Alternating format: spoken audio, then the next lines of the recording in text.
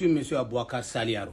Je fais cette vidéo pour dénoncer auprès du président de la République, son Excellence Paul Biya, les agissements du représentant du RDPC dans le Nord, le Lamido de Reybouba, Aboukari Abdoulaye.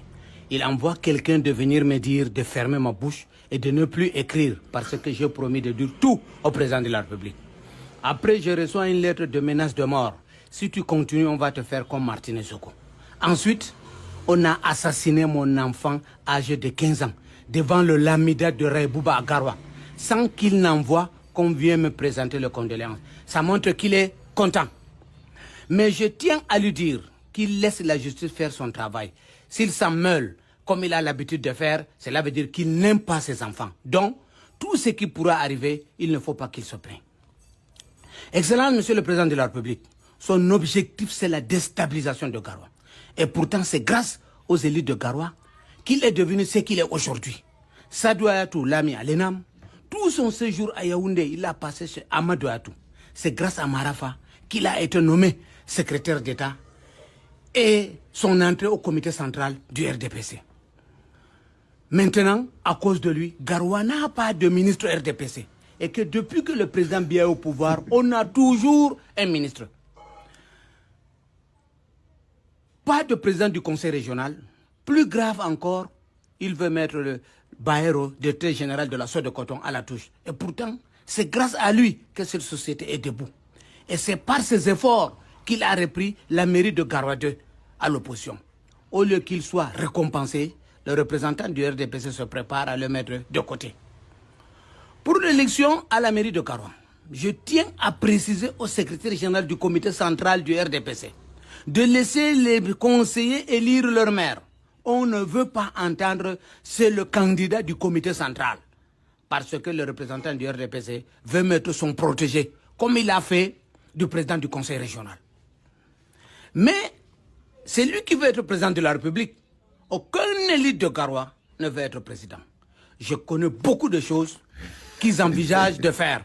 Voilà pourquoi ils ont assassiné mon fils pour que je ferme ma bouche. Mais je dirai tout à mon grand-père.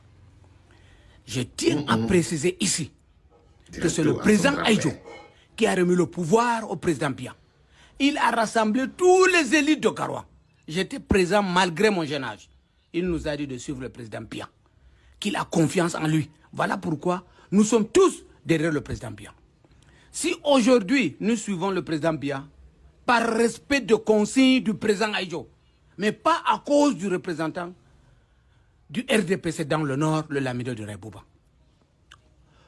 Comme ses partisans l'appellent déjà président de la République, quand il sera étudié, il va seulement venir bombarder Garoua et la capitale du Nord va rentrer à Reybouba.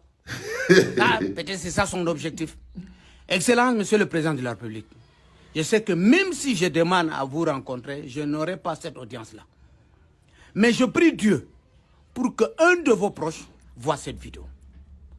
Tout ce que je suis en train de dire dans cette vidéo, ne le prenez pas à la légère, parce que vous ne savez pas ce qui pourra arriver. Excellence, Monsieur le Président de la République, vous êtes le père de tout le Camerounais. On est tous convaincus, vous aimez tout. Et quand un enfant on le punit pour qu'il ne répète plus. Le ministre Marafa est votre enfant. Il a fait l'erreur. Excellent, Monsieur le Président de la République. Vous l'avez puni. On vous supplie de le pardonner et de le libérer. Merci, grand-père. 1000 fois merci. Bonjour les enfants, c'est papa. C'est le deuxième podcast de la journée. Ça fait mal un peu au dos, Valtero. C'est le deuxième podcast de la journée, les enfants. Et ce podcast est très important. Vous comprenez donc l'histoire qu'on appelle le tribalisme, là, c'est du n'importe quoi. Les gens qui vous font croire que les Boulou, les Bétis ont le pouvoir. Boulou Bétis, vous avez entendu le nom d'un Boulou Bétis dans la répartition du pouvoir dans le Nord? Non. Ce cartel, ce que mon ami Aristide Mono appelle souvent l'ordre de 82. L'ordre de 82 ne défend pas une tribu. L'ordre de 82 n'est pas au service d'une tribu. L'ordre de 82 est au service des intérêts personnels des mêmes personnes depuis 1982. Quand je vous dis tous les jours qu'il n'y a pas de tribalisme, C'est parce que l'ordre de 82 a trouvé un mécanisme pour utiliser l'idée du tribalisme pour pouvoir maintenir les populations en captivité. Écoutez ce que ce monsieur dit. Il vient de d'une des régions les plus pauvres du Cameroun. Il vient de la région où les populations sont les plus misérables. Il n'a jamais parlé qu'il n'y a pas d'eau. Pour lui, ça ne lui pose pas un problème. Ça ne lui pose pas un problème. C'est des postes de conseillers municipaux, de conseillers régionaux. Garoua n'a jamais eu un... On ne parle pas de bien-être là. On parle de partage des ressources de l'État entre des prébendiers. Ça, c'est l'équipe du Nord. Ça, c'est l'équipe du Grand Nord. Ils viennent se plaindre devant la personne qui n'est même plus pour eux le président, c'est devenu le grand-père. C'est le père, le grand-père. Donc, quand vous appelez déjà Pomba le père, le grand-père, à quel moment on peut lui demander un bilan de son travail? Voilà un bonhomme à qui on ne demande jamais le bilan de son travail.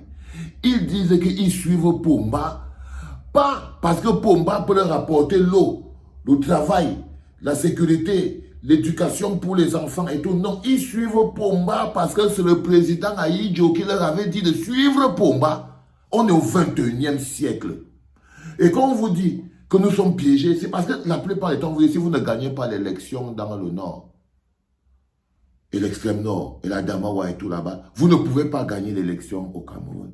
Donc, quand des gens comme ça, ils pensent donc que le feu président Amadou Ahidjo les avait donné, intimé l'ordre de suivre Pomba. Pas que Pomba va vous développer, pas que Pomba, le programme est bon, pas que... Non, suivez-le. Vous êtes quoi, des moutons? Suivez-le.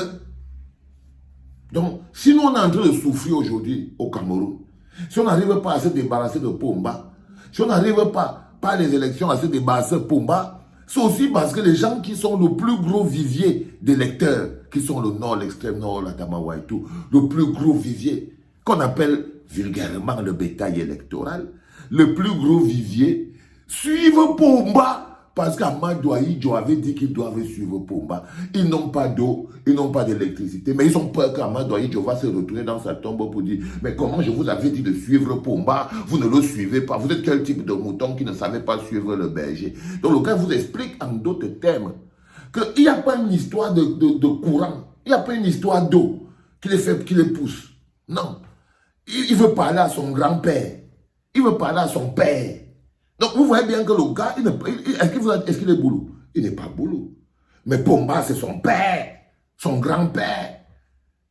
Ouais, il n'y a plus les histoires d'équilibre. Dans le cartel, il n'y a pas de tribu. Dans le cas, je vous dis que c'est vous qui voyez la tribu dans vos histoires où on vous manipule là-dedans. Mais dans le cartel, à l'intérieur du cartel, est-ce que Niat a un problème avec, par exemple, René Sadi? Niat n'a aucun problème avec Sadi. Est-ce que Ngushinge Sylvestre a un problème avec, peut-être, je ne sais pas moi qui, Motazeux? Non, ils n'ont pas de problème.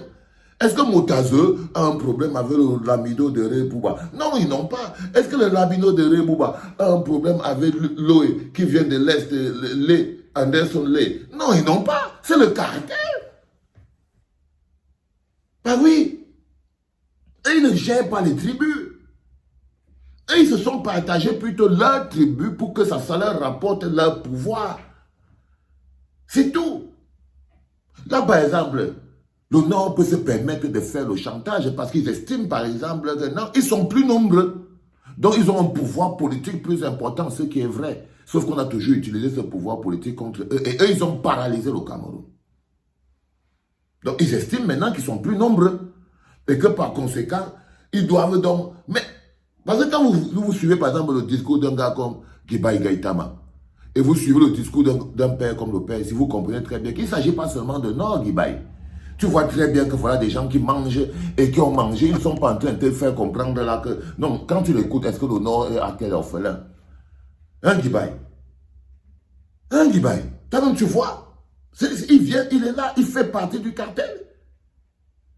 Donc, ce n'est pas une histoire de que non, les nordistes ont été toujours abandonnés. Non, les sudistes sont dans la même situation avec les mêmes représentants.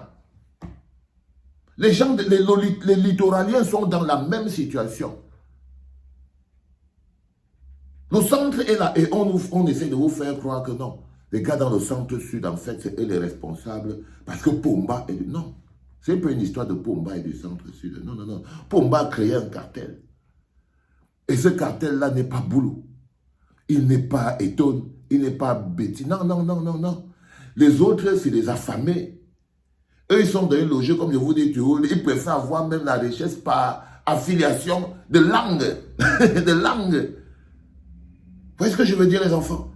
Donc, c'était très important que je vous présente cette capsule pour que vous compreniez très bien que le bloc populaire que nous formons est l'entité nécessaire et l'entité la plus efficace capable de lutter contre un cartel comme celui-là.